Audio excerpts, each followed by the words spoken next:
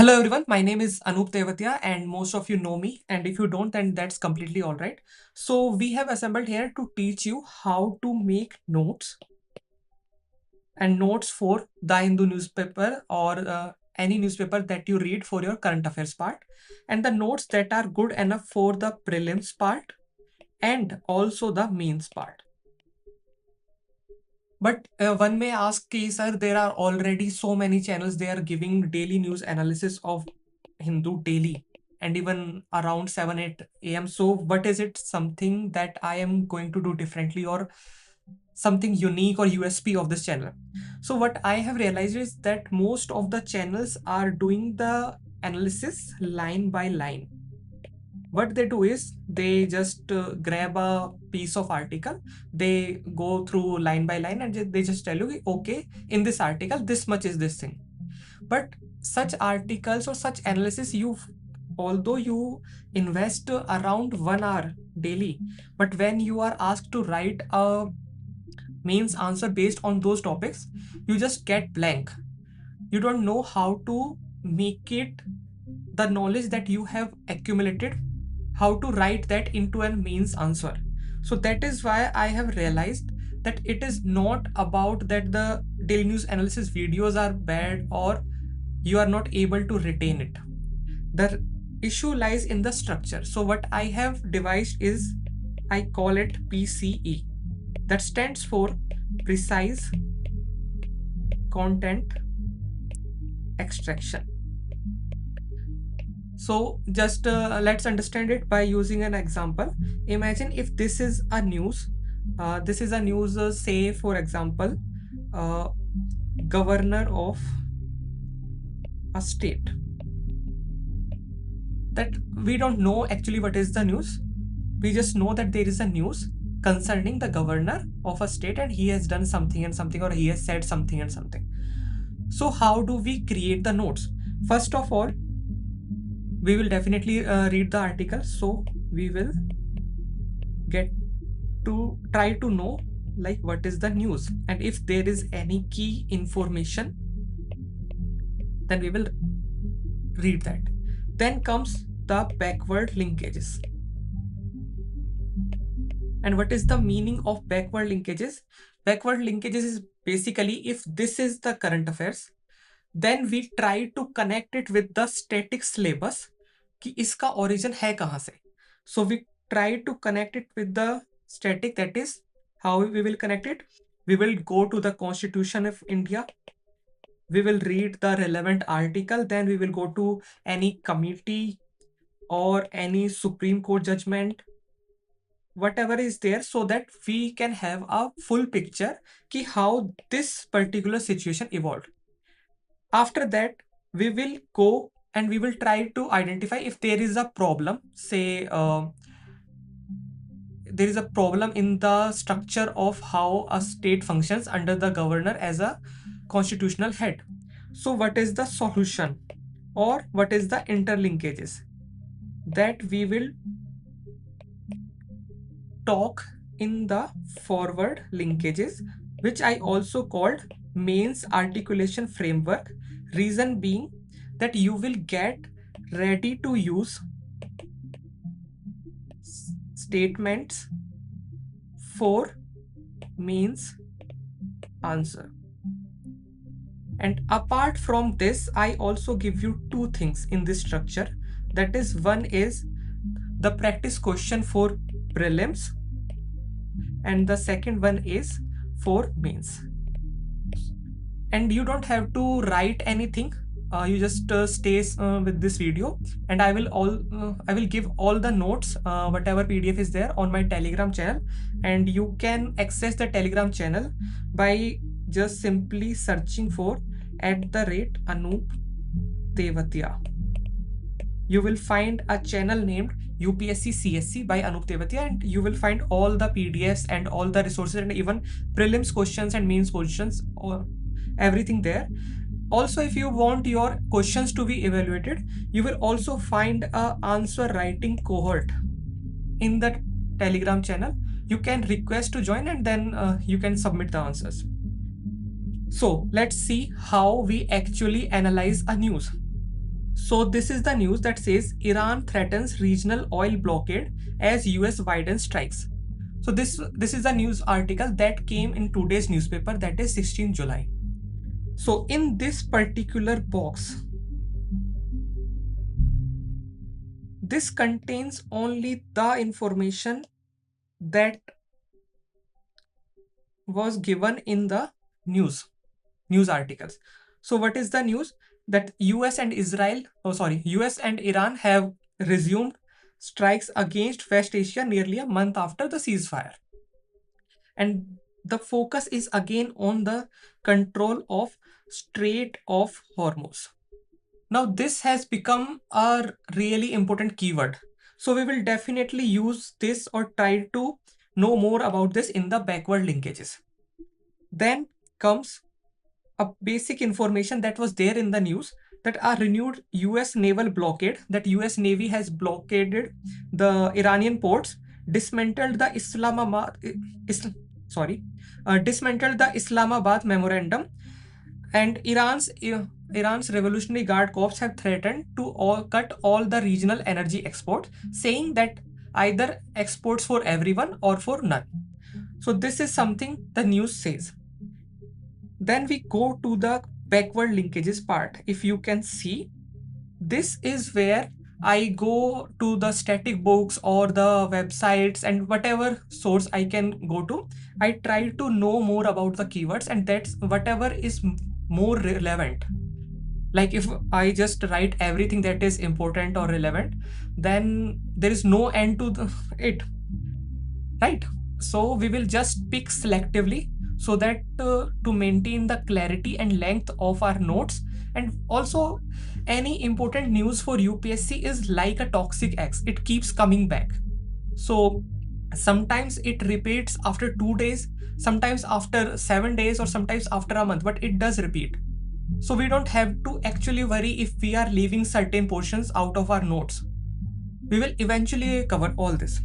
Then comes the forward linkages and mains articulation framework that talks about what is the implication or interlinkages. For instance, Iran's for everyone or no one doctrine converts geography into a coercive instrument, illustrating asymmetric statecraft. It directly challenges freedom of navigation and the UN clause principles of transit passage through international straits.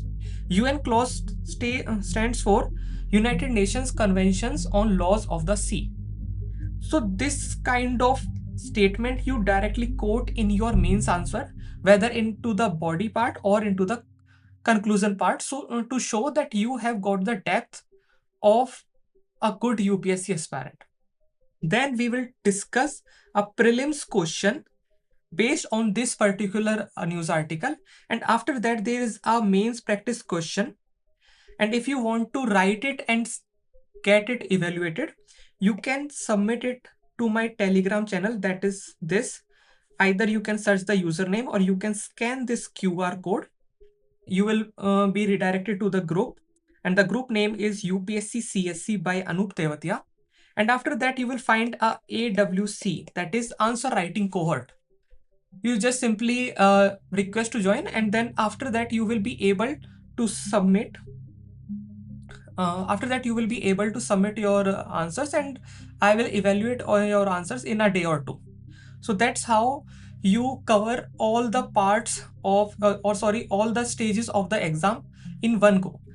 You have completed the current affairs, you have connected it with the static topic, plus you have also brainstormed or even actually written the mains answer. So prelims, mains, interview, all three stages are complete as far as this article is concerned. So that's how you should be reading. So now, since we have to actually read all this, let's first have a go through, like how many articles or what kind of articles are we going to discuss today. So first of all, this Iran threatens, Iran-US war, Middle East Asia crisis. Then comes the Kudankulam nuclear plant data leak. So it is about cyber security connecting to the national security factor. So we will discuss it. Then comes the Gyanvapi mediation collapses. So this is about a Gyanvapi dispute which has in which both the parties have declined mediation as articulated by the Supreme Court. They have said that they will go to the traditional court procedure, and they want the judgment from there, not the mediation. So it implies that now the case will go for a longer period of time. So we will know what are the consequences of this, how does it impact us. Say in this we will be reading about Places of Worship Act, how does it relate to today's scenario in India. Then the next topic will be Delhi's ambitious EV transition.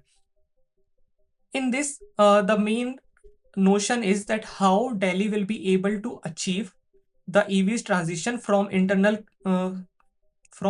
combustion engines, and what are the steps needed. So we will have this analyzed. After that, there is this explained article from The Hindu, the problem with China's 4.3% growth. It talks about how it is a good thing and a bad thing for the world. Then the next article will be digitization of the criminal justice system. What does it mean? That everything leading to FIR to disposal chain seamless, like from FIR to investigation, charge sheet, trial, and disposal. Everything is going to be digital now. And the cutoff date is July 1, 2027. That is exactly after a year. So we will talk about this in detail, and it becomes really important topic for UPSC preparation. Then comes the marginal dip in rural job scheme workers after MG Narega transition. This article talks about how the number of job seekers has declined, or due to any reason. It is like from MG Narega to VBG Ramji. So we will have a deep analysis how this is relevant, how we can write means answer for this. The next one is Cabinet clears Semicon 2.0 mobile and urea schemes and highways. So this is something that will evolve in a day or two. We will be seeing multiple articles on these topics individually. However, to maintain the clarity and length of the video, I have added this in one article only, although it deserves 4 different articles. But because there will be more editorials, more data for us, so I have postponed today's PCE for individual areas, and I have taken them collectively. Then comes the global bids invited under PLI. PLI stands for Production Linked Incentive for 10 gigawatt hours ACC batteries. This is economy plus science and tech related topic. So entirely GS3 question can come from here, because this is about a new technology that will help the Antyodaya, and how it will help we will see in the article. Then comes the India-UK Social Security Pact is not retrospective. So as you know, India and UK Comprehensive Economic Trade Agreement recently came into force. So there is this India-UK Double Contribution Convention. It basically means that if someone has gone there for less than 5 years, so they don't have to pay for their social security, they will pay here, so that they don't pay in both the countries and end up losing more money. And the last one is a new era of Indian ecology. The second Indian Wildlife Ecology Conference was recently held at Ashoka University. So we will have a brief discussion about this. And I think this is the last topic. So let's start. Sorry. So the first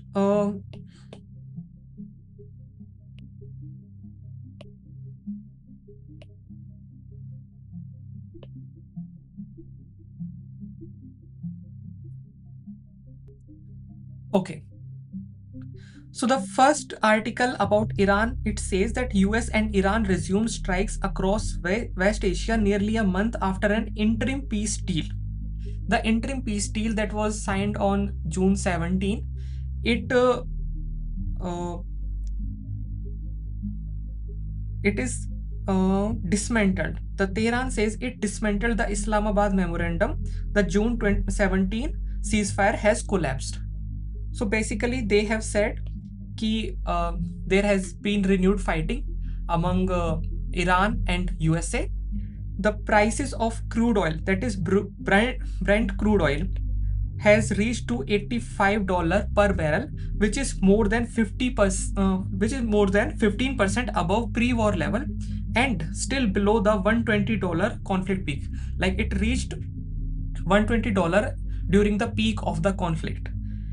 IMF, International Monetary Fund, has warned that oil surplus room is nearly exhausted. So if this continues, the shocks will be more severe now.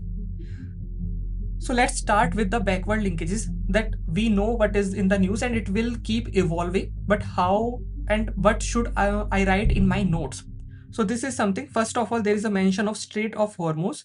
So it is a choke point. So we will try to know about it.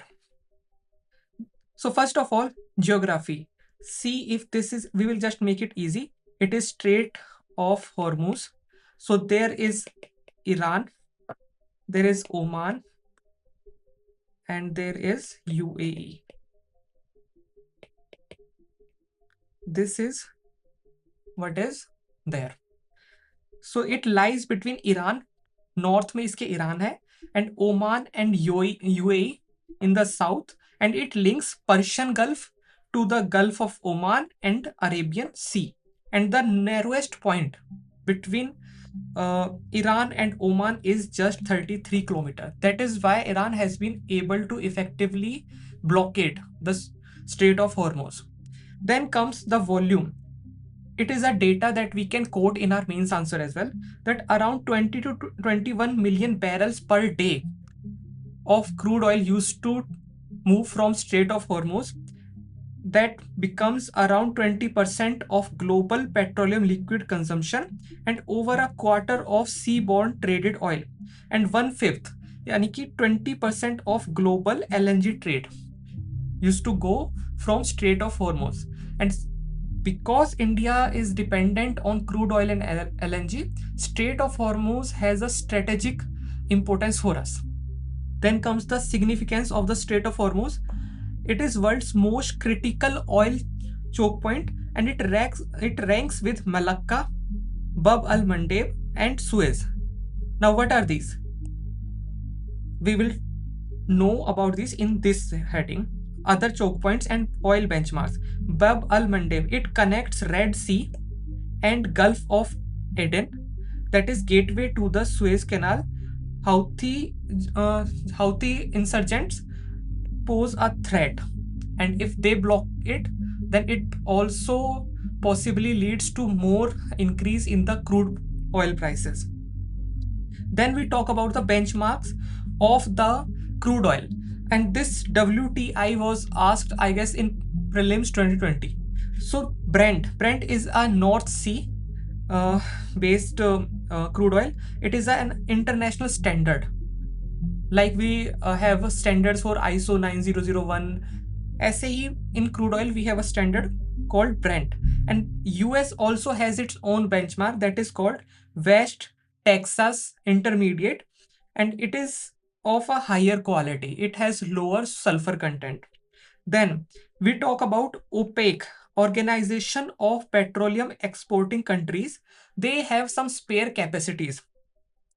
So they had surplus, but according to the IMF, the inventories are literally vanishing, and next shock starts from a weaker base. So the world will suffer more. Then comes, what is the implication for India? How is India relevant in this? First of all, import dependence. India imports 85% of its crude oil, and the bulk of it transits through Hormuz Strait. That is why the shock widens the current account deficit, weakens the rupee, and stoke imported inflation. Now, these terms are related to economy, but the article was from international relations. That is why we interlink, and the interlink is rewarded in the mains. So current account deficit, for in layman, just understand that import plus export in 1 year. So if we are importing more and exporting less, so our dollars will decline, and this decline will lead to a deficit in our current account. Like any account that is held for 1 year, we will see a decline, and this has to be fulfilled. Like whatever we are earning, it is less than whatever we are spending. So how do we match it? We borrow. And from where do we borrow? Either from the capital account, that is, if you don't know it, then you don't have to worry about it.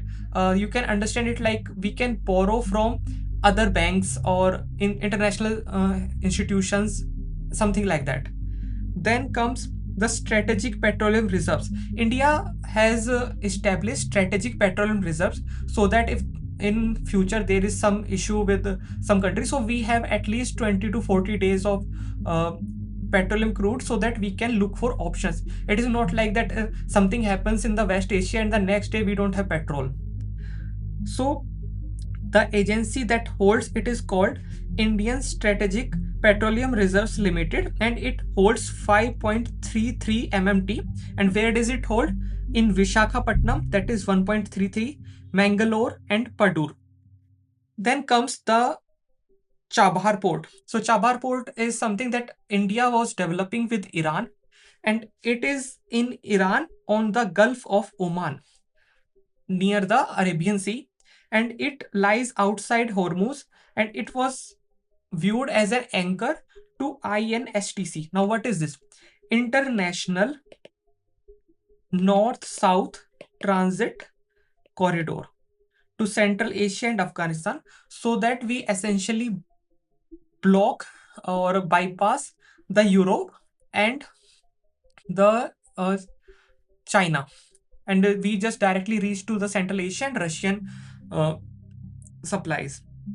Then comes who are the stakeholders in this, because in recent prelims, that was in 2026, the government asked for where does the army corps has its headquarters.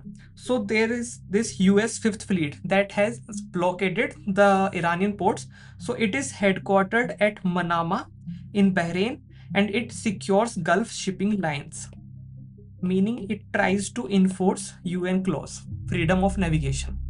Then comes Bushehr plant. It is important from the prelims point of view that the UPSC may ask that this plant recently seen in the news is related to which of the following countries, and the government can name any 4 countries of Middle East, and we will be just confused like hell. So Bushehr plant, it is in Iran's only operating civilian nuclear power plant, and it was established with the help of Russian, and the agency name is Rostam, built on the Persian Gulf coast. So this is the backward linkages, and if the UPSC will ask questions based on this article, UPSC will ask it from here, because that is what makes sense. Then comes the forward linkages, that is mains articulation framework. So we will just read the statements. A Hormuz disruption transmits to India through a widening current account deficit, rupee depreciation, and imported inflation. How does it mean imported inflation? Since we import around 85% of our crude oil, so whenever the petrol prices rise up, everyone increases their prices, be it the vegetable seller or any big company, everyone uses transport, right? So that is how we import the inflation from outer countries. Then comes that with strategic reserves covering only days, the case strengthens for diversified sourcing. So here we are actually giving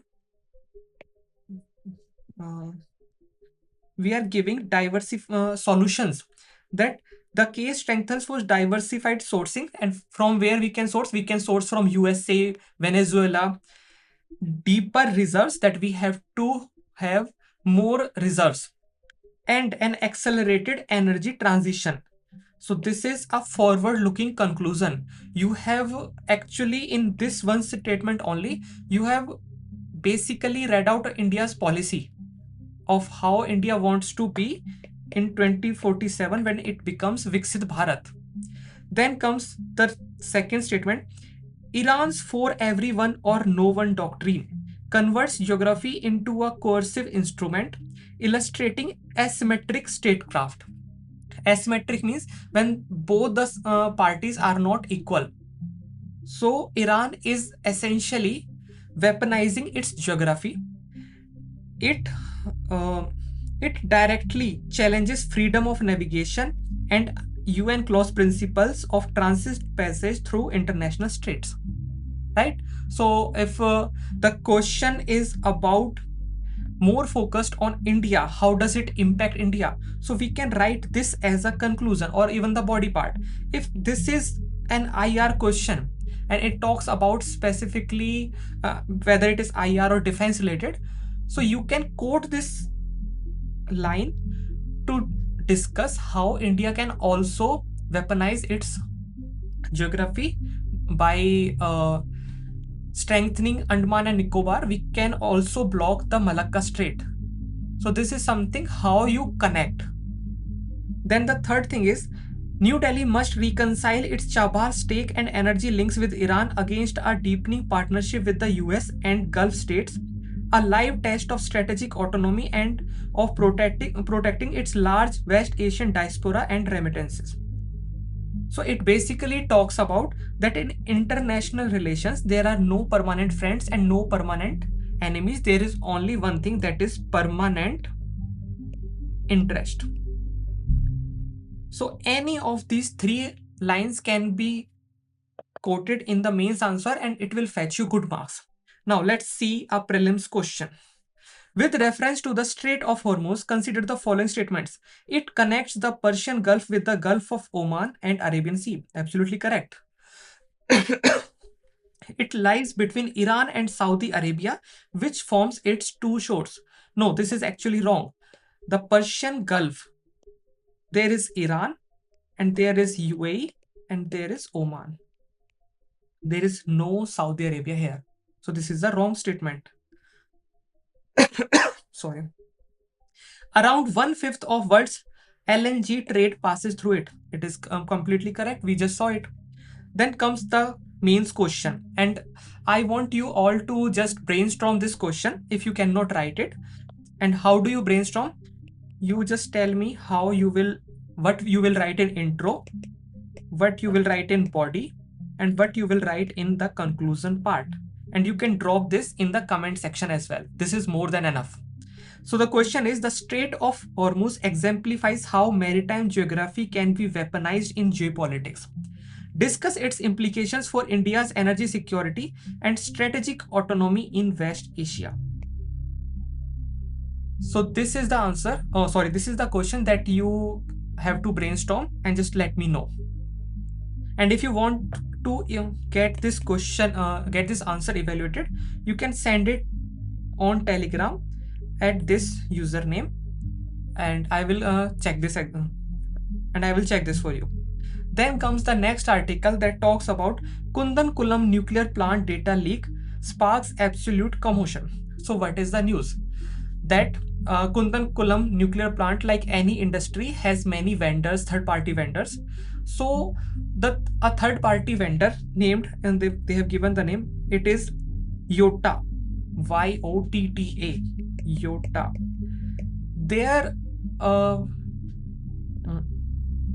There was a breach at the server of this particular organization, and it led to 19,000 plus files from 2016 mid to 2025, and it pertains to controlled cooling and ventilation blueprints plus vendor and supplier list.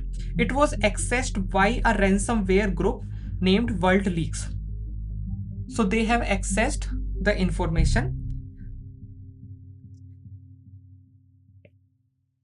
but the NPCIL, that is the organization that operates that Nuclear Power Corporation Infrastructure Limited, NPCI. I hope the full form is correct.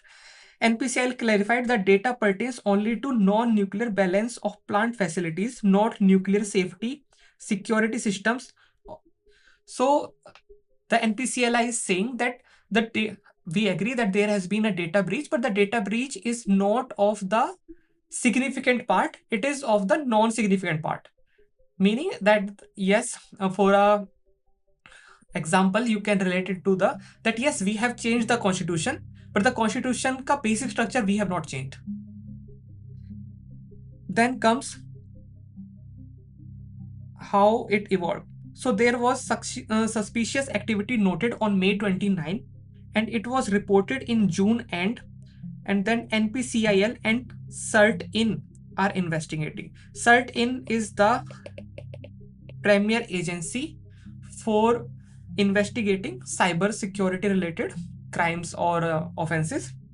It stands for Computer Emergency Response Team, Indian Computer Emergency Response Team.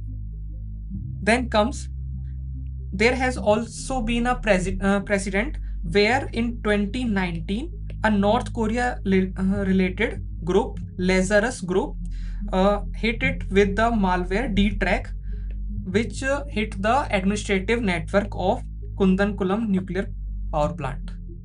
So now let's go to the backward linkages.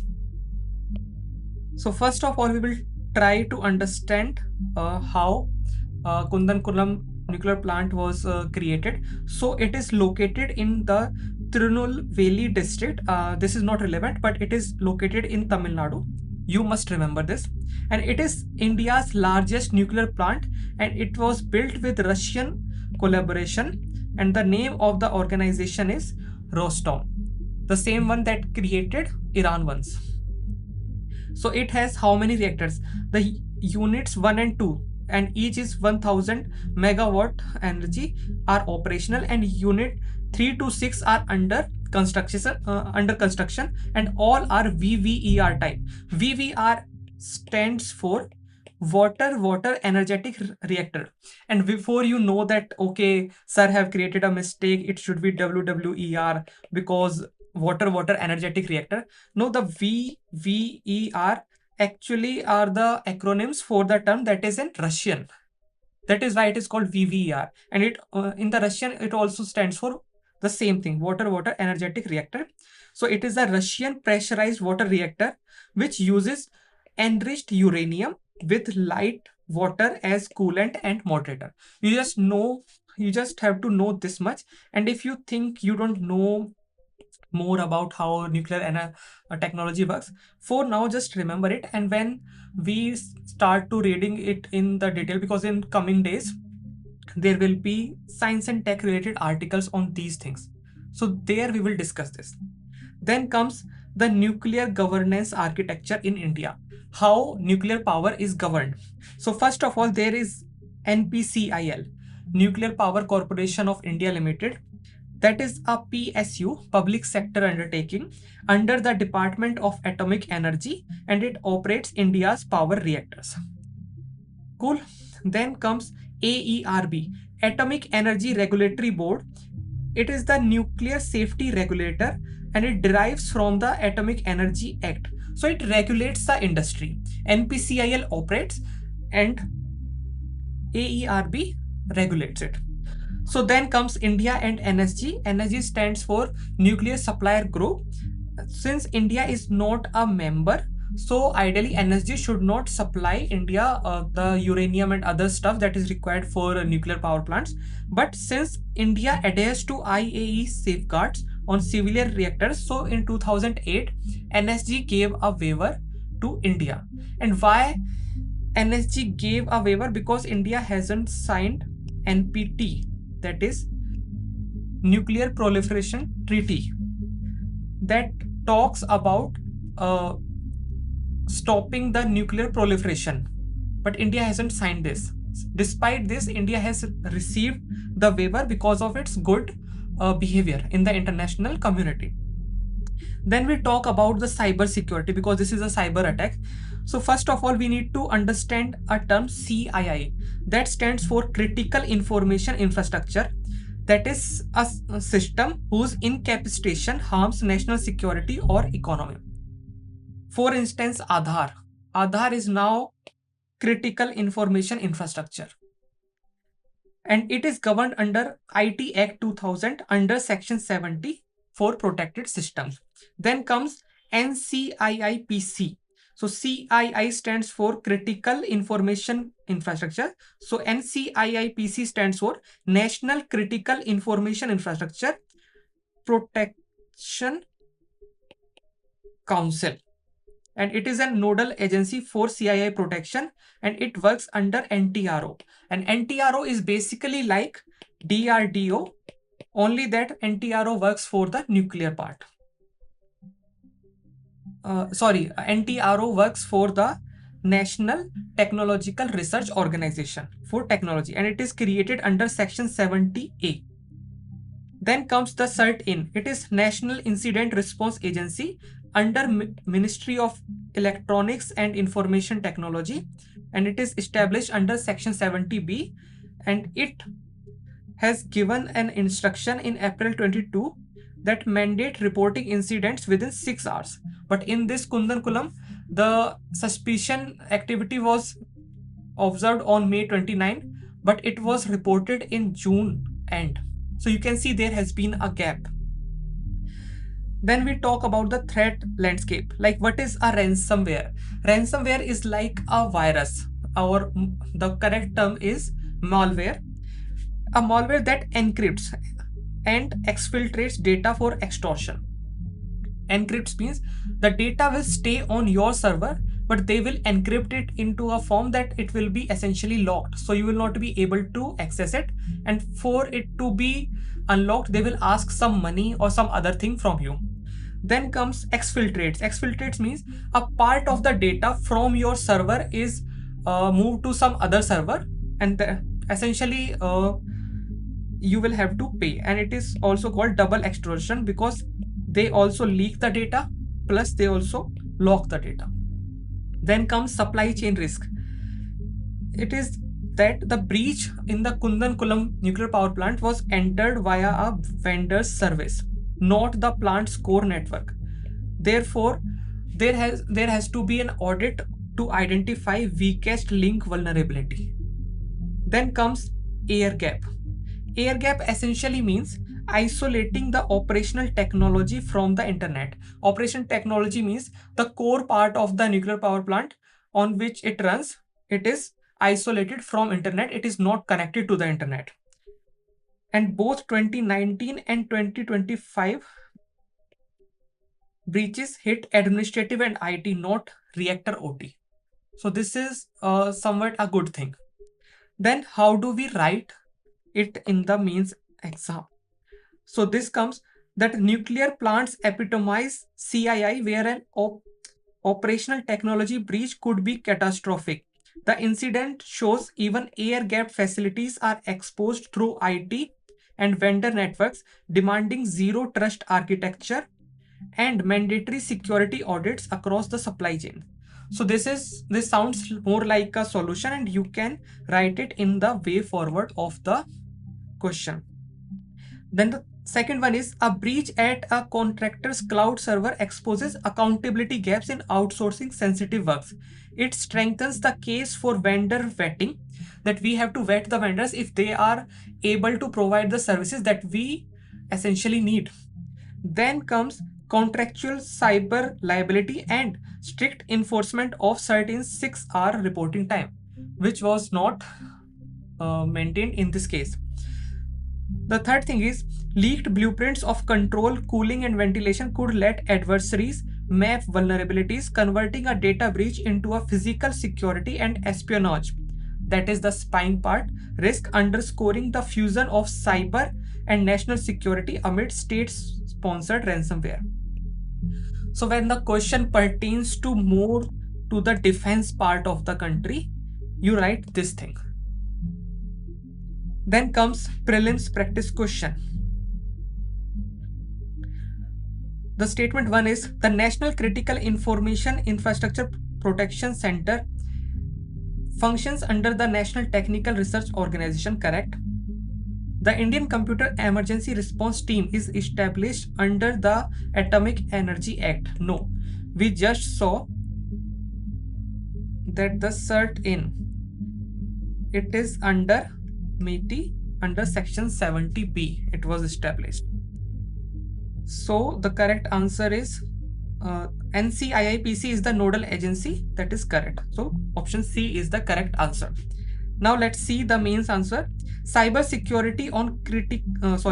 attacks on critical information infrastructure blur the line between digital and physical security. That means digital plus physical security is now one whole thing. We have to take it as a whole approach. In this context, examine the adequacy of India's institutional framework to protect critical sectors. Now, in this kind of questions where there are two statements, like there is one statement and this is the question. So many aspirants do, they think that, okay, we have to just do this part, examine the adequacy of India's institutional framework to protect critical sectors. But in this, there is a ghost question, and that is this statement. You have to also discuss this, ki how the cyber attacks on critical information infrastructure blur the line between digital and physical security. That's how you fetch good marks. Then we move to the next topic, that is Gyanvapi mediation collapses, dispute returns to the court. So we will first identify what is in the news, then we will also go to the backward linkages and then forward linkages and the prelims question and the mains question. So what is in the news? Both the Hindu and Muslim sides in Gyanvapi dispute declined mediation, insisting on court adjudication. They don't want to mediate. And the mediation part basically means compromising on your part. But in the court adjudication, either of the party wins. So this is the issue. And it has derailed a Supreme Court initiative for amicable settlement ahead of an August pre-Lok Adalat.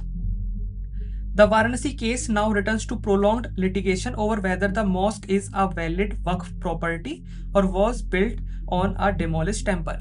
So we have 2-3 keywords in the news. First is the Gyanvapi dispute, then mediation, then Waqf property. What are these? If you don't know it by the end of this article, you will be having a comfortable knowledge about this. So what is the key data? Supreme Court initiative. Supreme Court action for mediated adjudication and dispute harmonization across nation. Supreme Court has said this, sought settlement before a special Lok Adalat on August 21 to 23. So this Gyanvapi dispute was sent to the Lok Adalat, and now both the parties have said ki nahi, we don't want it, we want the settlement through court adjudication. And what are the core cases? There are multiple cases, but the core case is Rakhi Singh versus Anjuman Intizamiya Masjid Committee and plus other suits.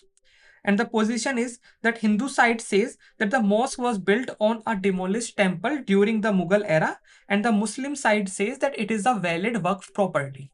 So let's see what are the background linkages that we have to do for this particular news. So first of all, we will talk about Places of Worship Act. Like, how is it relevant? So its core mandate is that it freezes the religious character of any place of worship as it existed on 15th August 1947 under section 4, and under section 3 it bars conversion. That is, if a particular structure was a temple on 15th August, it will stay a temple. It cannot be changed. Then there were some exemptions given because this act was passed in 1991 and there was already Ram Janmabhoomi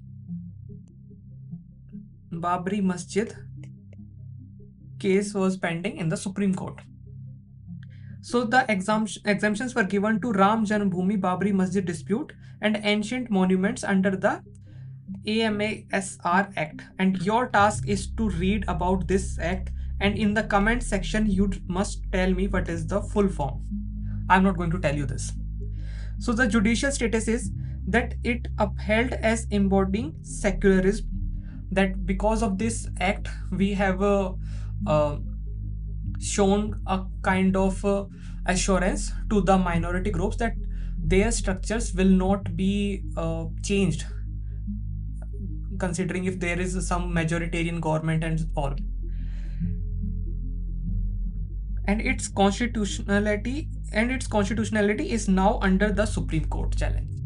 So let's see how things evolve. But until now, this much information is more than enough for this particular news. As things evolve, we will be having more data, more information, and more crisp notes for our prelims and mains part. Then comes the Gyanvapi litigation. So first of all, we will talk about the location.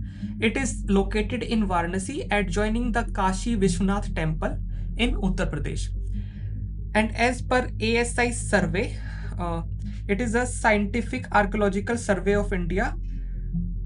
Survey was ordered, the ASI survey was done by Archaeological Survey of India in 2023 via the Varanasi Court, Allahabad High Court के order पे they have done a survey. And the Vyas Tehkhana, the district court allowed puja in January 2024 and High Court dismissed the mosque committee's appeal.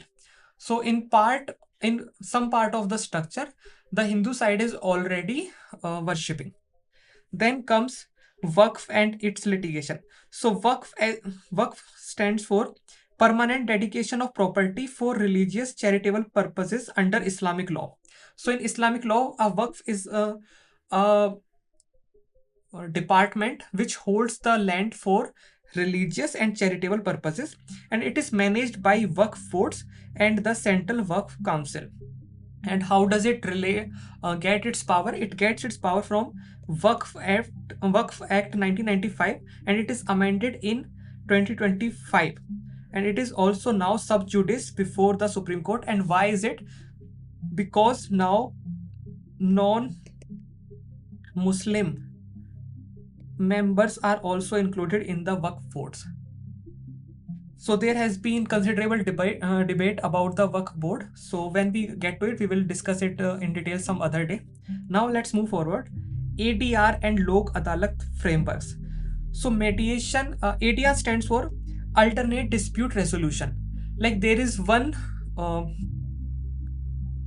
avenue of justice, that is we go to the traditional court structure, and we all know there are endless number of delays and endless amount is required to fight a case. That is why this is an alternate version where the delays are reduced as well as the prices are relatively quite less. So the mediation is a voluntary non-binding third-party settlement, and it is based on Mediation Act 2023, and under section 89 of Criminal Procedure Code enables court-referred ADR, alternate dispute resolution. Then comes Lok Adalat. It is constituted under the Legal Services Authorities Act 1987, and the award is final, non-appealable. Like if the decision is against you, you cannot appeal. And it is deemed a civil court decree. Plus, it is run by NALSA, SLSA, DLSA. So NALSA stands for National Legal Services Authorities Act. SLSA stands for State Legal Service Authorities Act, and DLSA for District 1. Then comes the constitutional articles. So the establishment of Lok Adalats is ensuring Article 39A that talks about equal justice and free legal aid to everyone. So we have covered even the polity part. Then comes the means part, that the mediation succeeds where interests are negotiable, like both the parties are willing to concede some of their demands so that an amicable solution is reached. But emotive religious identity claims resist compromise. The rejections shows ADR cannot substitute for adjudication in disputes touching deep community sentiment and historical grievance. Now see, if there is a question talking about how ADR is a better way of ensuring justice in the Indian system. So you can write this statement as a challenge or something ki we need to work on this, and this will show that you have the depth. Then comes prolonged litigations with surveys, adjournments, and appeals swells India's case backlogs. So India ki case backlogs are increasing. Institutionalized mediation and lok adalats are pitched as pressure verbs, yet their reach stops at the party's willingness. So this is also a shortcoming of ADR. Then comes with the UP government as party and clear law and order implications. Such disputes test state neutrality, the ASI's scientific credibility, and the balance between judicial process and executive management of sensitive sites. So this is a general statement that you can quote in the conclusion part. Then let's come to the prelims question. With reference to the Places of Worship Act 1991, consider the following statements. It prohibits the conversion of any place of worship and mandates maintaining its religious character as it existed on 15th August 1947. Absolutely correct. The site of the Ram Janambhoomi Babri Masjid dispute was exempted from the act, right? The act empowers Lok Adalats to pass final non-appealable awards in temple mosque disputes. No, we never read so. The Lok Adalats do have the power, but not under this particular act. So the correct answer is 1 and 2. Then comes the mains answer, that the Places of Worship Act 1991 seeks to insulate India's communal past from present day litigation, critically examine its significance in preserving constitutional secularism.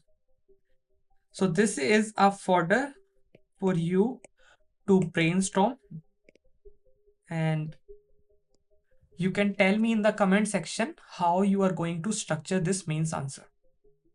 Then comes the next article that talks about EV transition in the national capital, that is Delhi. National Capital Territory actually. So the Delhi notified its EV policy in 2026 and on June 30, mandating that only electric three-wheelers and light commercial vehicles be registered from January 1, 2027 and only electric two-wheelers from January 1, 2028. So what does it mean? That three-wheeler plus light commercial vehicles from January 1, 2027, if you have to register them in Delhi, it only has to be an EV and no internal combustion engine. And for two-wheelers, the deadline is for January 1, 2028. So after that, you will not be able to register an internal combustion engine for these particular categories. But since this was a data point in the Hindu, so the analysis shows the three-wheeler target is achievable. So the three-wheelers in the auto rickshaws and all, they're achievable because 43.16% are already electric, but two-wheelers, that is 67% of the total fleet, only 1.7% are electric. And for it to achieve, we need around 1300% jump, 12-fold jump, and straining charging infrastructure. So we also need to create charging infrastructure. So the key data in the article is that the Delhi EV policy 2026 notified on June 30, and EV only registration for three-wheeler and light commercial vehicles from 1st January 2027 and two-wheeler from 1st January 2028. See this line, we have written it in such a compacted manner that we have maintained the space and length. So the data is that three-wheelers are 4% of Delhi's vehicles are three-wheelers, and two-wheelers are 67% of fleet, and the gap that we need a 12-fold increase in two-wheelers for EV jump. And the infra part is that only 771 charging points are in Delhi, and most are concentrated in the South Delhi. That is why the Delhi Transco Limited is tasked to expand the charging point infrastructure. Now let's see, this is the news, and I don't think any organization is going to ask you question about this particular news, like how many three-wheelers are electric in Delhi. But they will certainly ask the backward linkages, like why we need EV or what is the shortcoming. That is what we read in the backward linkages. So in the backward linkages, first we will talk about the Delhi EV policy. It is mandate is from notified 30th June 2026. It phases out ICE registrations. ICE stands for internal combustion engine and three-wheelers and light commercial vehicles from 1st January 2027 and two-wheelers from 1st January 2028. And what is the rationale? What is the logic of doing this? The government says that transport is the largest winter particulate source, around 23%, as per CAQM. And CAQM stands for Commission for Air Quality Management in NCR and adjoining areas, and it was created under CAQM Act 2021. And since two-wheelers are 67% of fleet, we have to change it. End of life rule. This talks about the basically the rule that we already know, that the petrol vehicles have a life of 15 years and diesel has a life of 10 years, and strict enforcement would force EV replacement. And when you go to the Western nations, if you have purchased a bike, it is valid until it doesn't declines to perform. So there is no end of life rule. Moreover, this has been a contentious issue. Like for many people, they purchase a vehicle, they have a sentimental value attached to it and they don't want to sell it.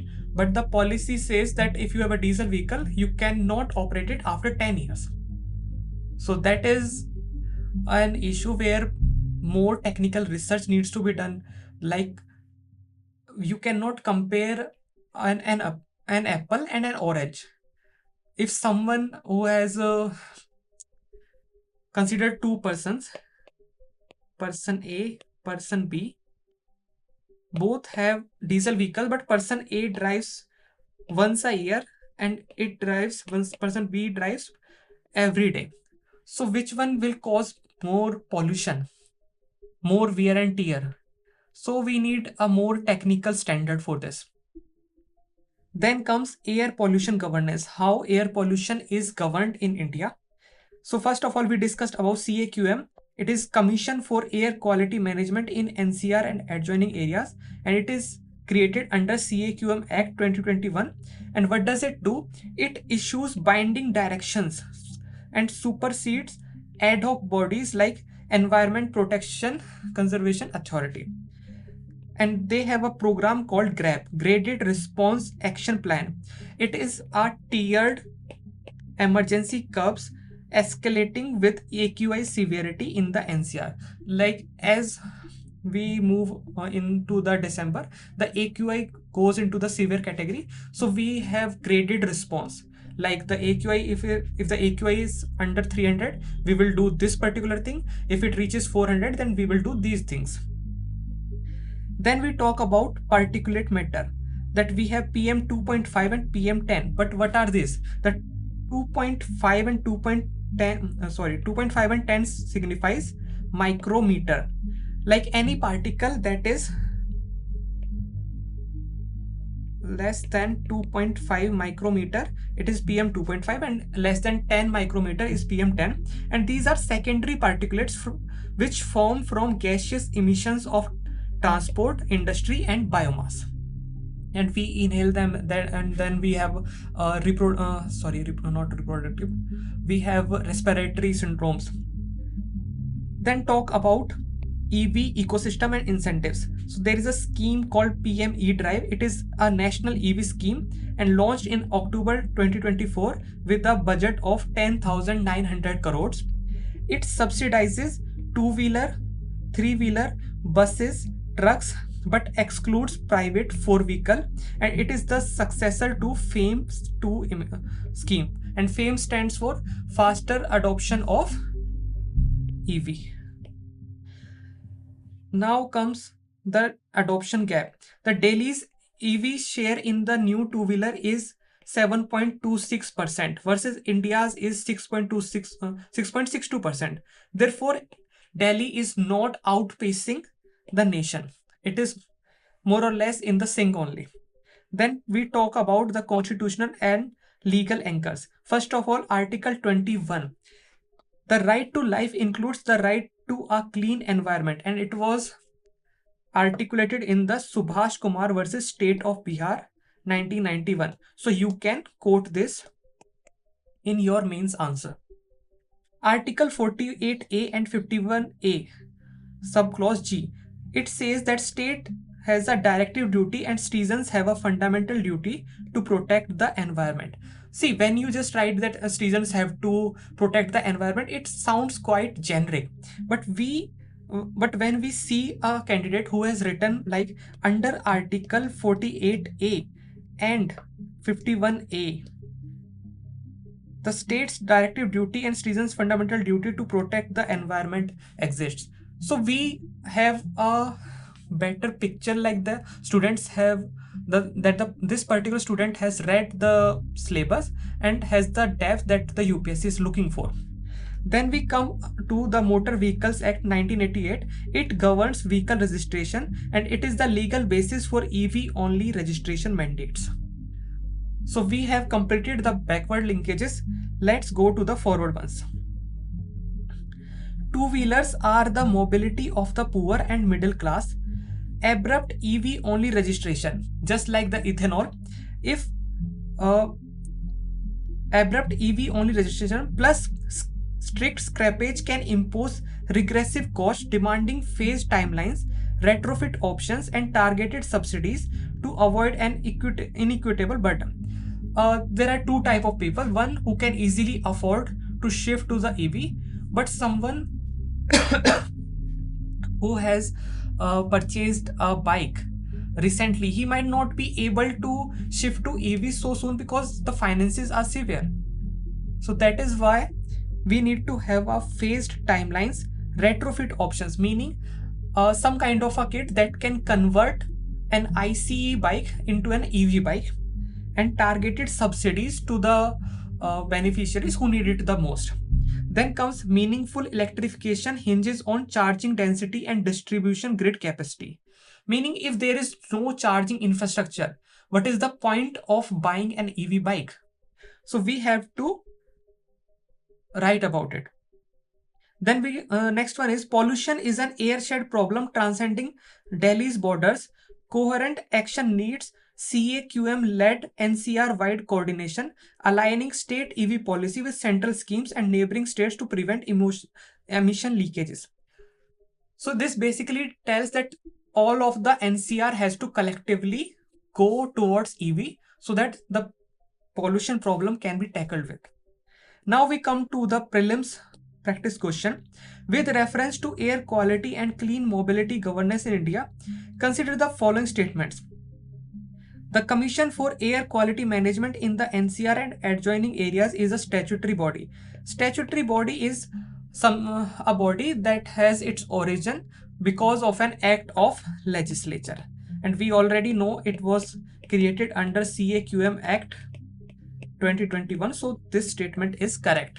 Then comes the PM E-Drive scheme provides purchase incentives for private electric four-wheelers.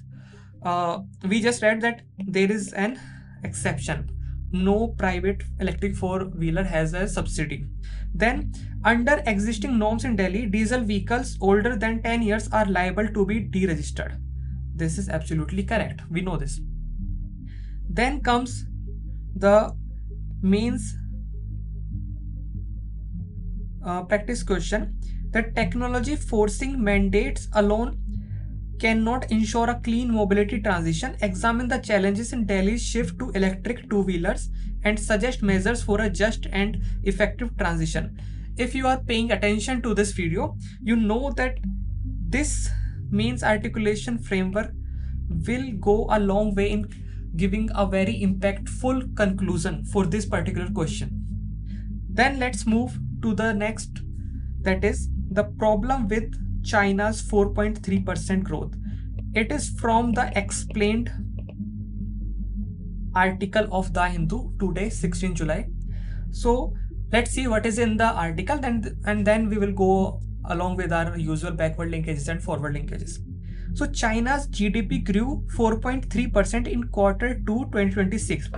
So when we say 4.3% in quarter 2 in 2026, so if you don't understand it, the layman terms is, suppose in quarter 2 of 2025 the Chinese GDP was 100 and now it is 104.3 in quarter 2 of 2026. Then we say that China's GDP grew 4.3% in quarter 2. We compare the comparables. If the quarter 2 has to be compared, we have to compare it with the previous year quarter 2. We cannot compare it with the last quarter. And the quarter 1, there was a 5% increase. And it is the slowest since 2022 and below the National People's Congress lowered 4.5 to 5% annual target. And it is dragged by an 18% fall in property investment, that the real estate sector is declining in China, weak consumption and job market stress, robust exports, but China is an export-led country, so the exports have grown 17%, nearing to $2.1 trillion. So China is really a huge economy. Remains a bright spot, deepening trade imbalance worries for India and other partners. So let's see what is the data. We have seen what has been the growth. Quarter 2 mein there was 4.3% and in quarter 1 there was 5%, and it is slowest since 2022 and below the target which was set by National People's Congress. Then what are the weak spots? That fixed asset investment is the weak spot. Fixed asset means the real estate. Bright spots are exports are up 17% and leading to $2.1 trillion of exports, and EVs and air conditioners are increasingly dominating the export market. The jobs, urban unemployment flat at 5%, and there has been a target of 12 million new urban jobs in 2026 by the National People Congress. And the consumption push, because China is an export-led country economy, so they have a first of its kind 5-year plan where they are targeting retail 60 trillion yuan or $8.86 trillion of consumption-based economy by 2030. Now let's see the backward linkages. First of all, we'll talk about the China's growth model and institutions. So first is NBS, that is National Bureau of Statistics. Just like we have MOSPI, Ministry of Statistics and Program Implementation, they have National Bureau of Statistics, which releases GDP data, and the authority that sets the target, it is National People's Congress. It sets annual growth target. And Politburo is the top policy making body of the Communist Party of China, and they have had a late July meeting which has signaled that they will do some stimulus to grow the economy. And growth pivot, how they are trying to shift.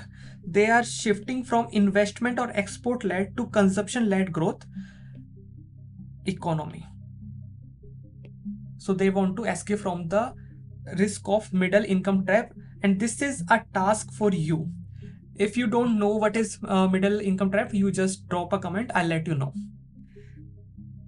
Then comes the property slump, like the fixed asset investment has seen a decline. So the real estate that was once around 25% of GDP, and when Xi Jinping came into 2016, he said that houses are for living, not for speculation. And since then, the real estate sector has seen a decline. Even many prominent organizations have default on their balance payments. And the wealth effect, Household savings locked in property, falling prices depress consumer spending. Like a household has, how do I say that, accumulated some wealth and put in the real estate sector, but since the prices are falling, they're scared to spend more. That is why the Chinese government is trying to push the economy towards consumption led growth. And then comes the local government debt. So there is a system of local government financing vehicle that land sale revenue has collapsed, and because of that the cities are fuzzing fiscal data, sorry. Then comes the data credibility and indicators. There is an index, CAQM, I don't know how to pronounce it, CAQM index, that electricity use, rail, freight, bank loans. This is a proxy for real activity versus official GDP. And the deflation risk, that is weak demand plus overcapacity, has led to the falling prices, which has led to the mirror image of India's inflation concerns.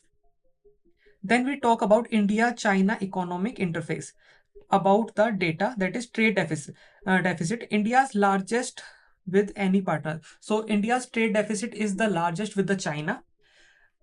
It is around $99.2 billion. And it is driven by structural manufacturing gaps, that India lacks a manufacturing sector that is viable and supports the GDP. So we are more like assembly oriented economy, not manufacturing oriented economy. Dumping risk, export over capacity, EVs and solar steel. So what China does is that it sells the material into India at a price that is lower in its own country.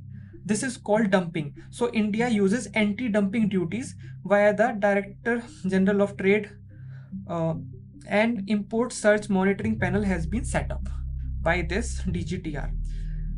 Now, how is it benefiting India? It benefits by China plus one and Make in India. That the world is now, earlier when there was this case regarding supply chain, so the common thing to say was just in time, that we want the supply just in time. But now it has shifted after the COVID, when there was a severe supply chain issues, just in case. And what is the impact of this? That the world is looking for China plus one.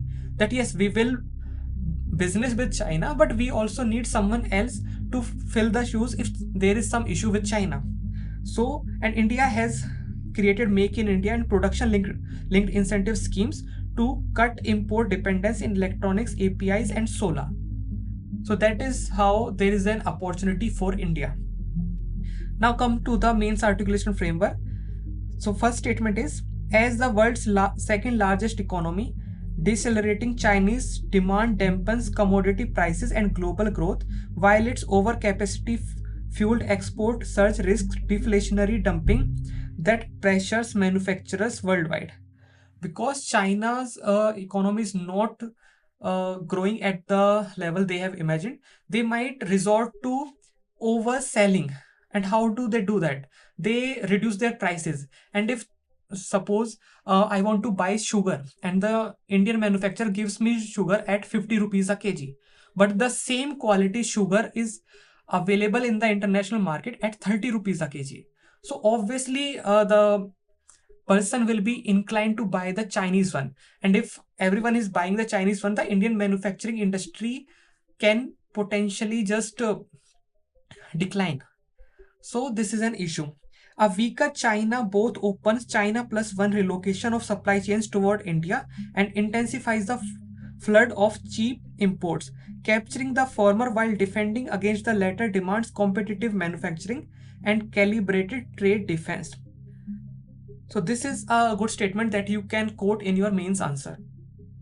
China's over-reliance on real estate and investment illustrates the perils of neglecting consumption and household welfare. India's own transition must balance capex, that is capital expenditure-led growth, with employment generation and robust demand. So these are your notes. Then we go to the prelims. practice question. With reference to the Chinese economy and India-China economic relations, consider the following statements. China's annual GDP growth rate target is set by its National Bureau of Statistics. No, it is set by National People's Congress. So this is wrong. India records its largest bilateral trade deficit with China. That is completely true. The CAQM index uses indicators such as electricity consumption and rail freight to gauge economic activity. Correct. So the correct answer is option B, 2 and 3. Apart from this, if you want to practice MCQs based on today's current affairs, you can find those prelims questions on this channel. I daily post around 10 questions that are somewhat of the UPSC prelims level. So you can check that. Then comes the mains practice question. A structural slowdown in China presents both an opportunity and a challenge for the Indian economy. Discuss with reference to trade imbalances and supply chain realignment. If you want to write it, I will just give you a hint. You must also write about the weaponized interdependence plus supply chain resilience initiative plus just in time to just in case. This will enhance your answer and you will get more marks in the paper. Then comes the next article that talks about the digitization of criminal justice system. So what is this? The center has announced a full digital rollout, meaning that from July 1, 2027, exactly 1 year after, that the interoperable criminal justice system will cover FIR, investigation, charge sheet, trial, disposal, everything on the digital mode. And the data will be stored on Meghraj. So the cloud that we have is named Meghraj. So you must remember it. It can be asked in the prelims. The Government of India cloud platform, and there are new laws. Bharatiya Nyaya Sanhita, Bharatiya Nagarik Suraksha Sanhita, and Bharatiya Sakshya Adhiniyam, which replace the IPC, Indian Penal Code, Criminal Procedure Code, and Evidence Act. And it is in force since 1st of July 2024. Now, forensics has been mandated for offenses which are punishable for more than 7 years. And the labs have increased. There were 129 forensic labs in 2023 and now we have 154 labs in 2025. So there has been an increase, but not that much of an increase. Then, as per NCRB, National Crime Records Bureau, only 46% of FIRs are digitally transmitted to courts. Like, despite the Digital India program, even today, only 46% of FIRs are digitally transmitted to courts.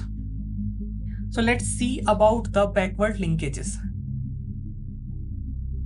The new criminal laws, that the BNS Bharatiya Nyaya Sanhita, it replaced IPC, Indian Penal Code, that was enacted in 1860. Bharatiya Nagarik Suraksha Sanhita, it replaced Criminal Procedure Code 1973, and Bharatiya Sakshya Adhiniyam, it replaced the Evidence Act 1872, effectively from 1st July 2024. So this is a data that you must remember, because now prelims is also becoming more about data. Although they don't directly ask this question, but the question is asked in such a manner, if you don't know the dates, you might not be able to answer the question. Now, what are the citizen-centric shift? The new criminal laws have emphasized on justice and victim rights, time-bound procedures, and the Bharatiya Nagarik Suraksha Sanhita mandates forensic visits for crimes punishable for more than 7 years. Earlier, the Indian Penal Code and other acts were like, they used to treat the accused as someone that we have to punish. But now the new laws have this philosophy that we have to, correct the person. This might not be the right term to say, but I'm forgetting the term as of now. Then comes the digital backbone of interoperable criminal justice system.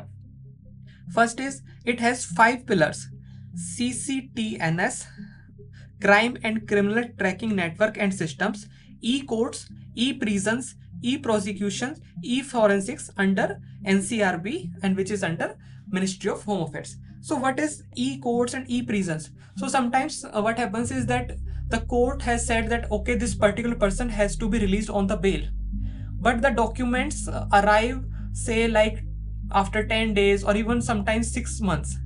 So that is why we want e-courts and e-prisons, so that the information transmitted immediately.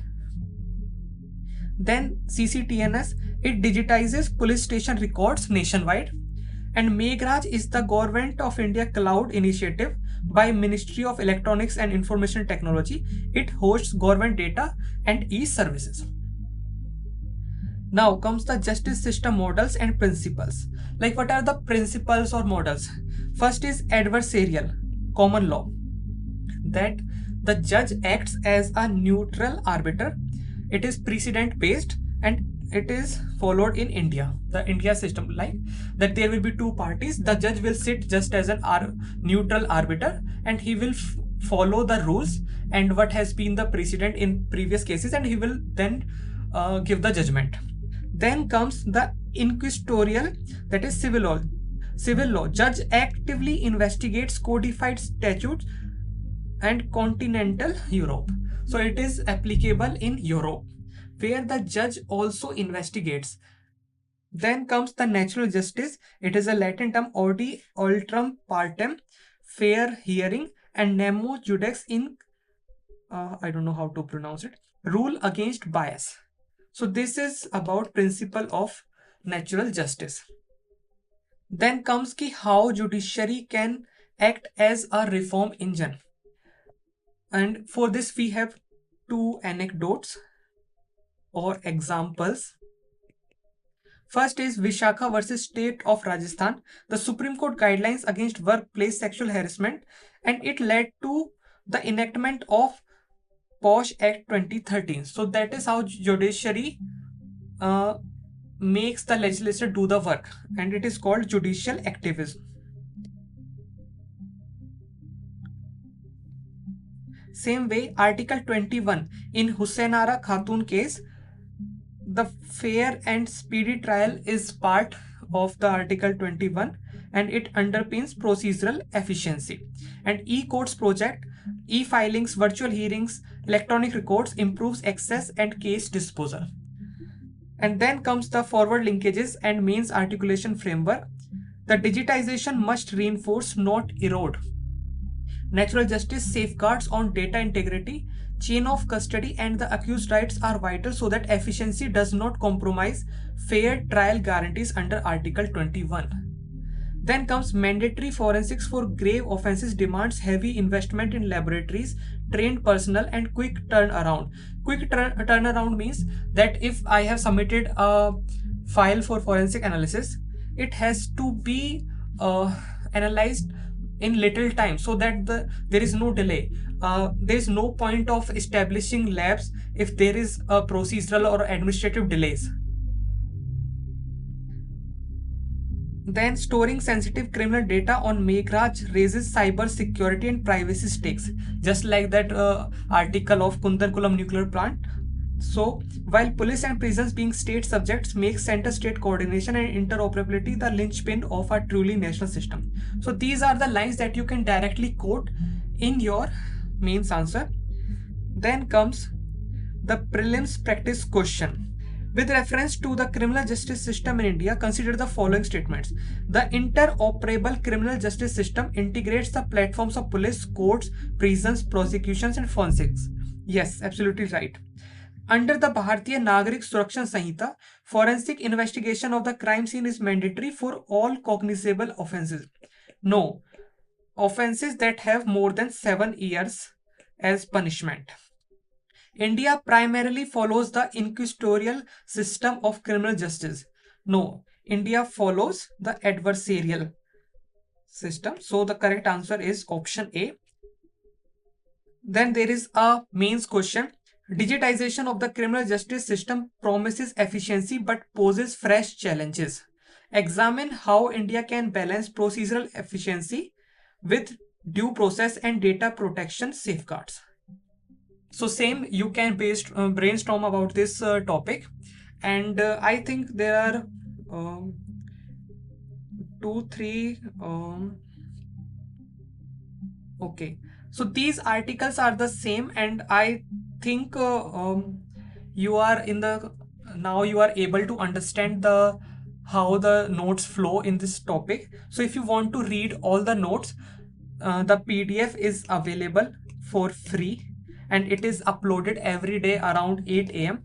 So if you are someone who is not able to read the newspaper, or if you are a working professional, so you can just access the PDF from there, and just a task so that you can understand it without me explaining it.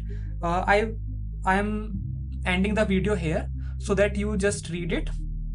If you don't want to go to the Telegram, I am just slowly showing you everything. You can just pause and read, and but the better way would be to go to the Telegram, because there you can also check your knowledge by solving the PYQs that I post. So this is something, and thank you.